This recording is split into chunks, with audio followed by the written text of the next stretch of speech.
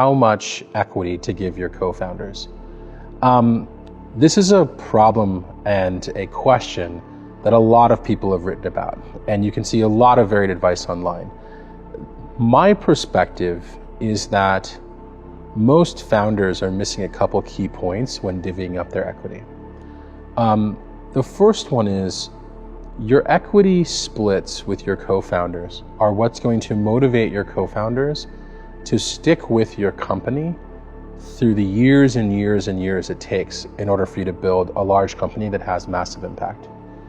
Oftentimes, the co-founders that you're speaking to don't quite understand how much of a time commitment they have to give to the startup if it works. And so as a CEO who's responsible for figuring out what the equity split is, oftentimes you have to think about what your co-founders would want, even if they're not thinking about their own long-term interests at the moment. One of the biggest fallacies I hear from a founder is, well, we came up with this equity split because that's what we negotiated. Well, as a great CEO, your first thought has to be not, how do I come up with an equity split based on negotiation?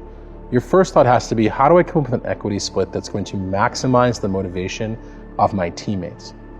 And if you're concerned about giving equity to teammates, that's not without reason. There are lots of startup teams that break up. There are lots of founders that leave.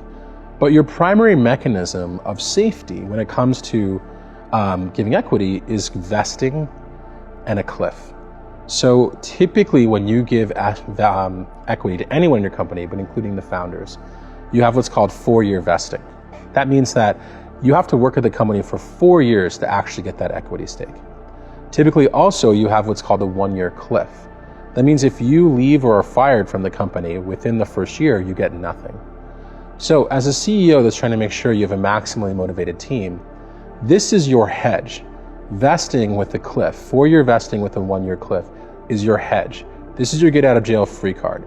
If you made a decision that was incorrect about choosing your co-founders, as long as you correct it within 1 year, there's no long-term harm to the company.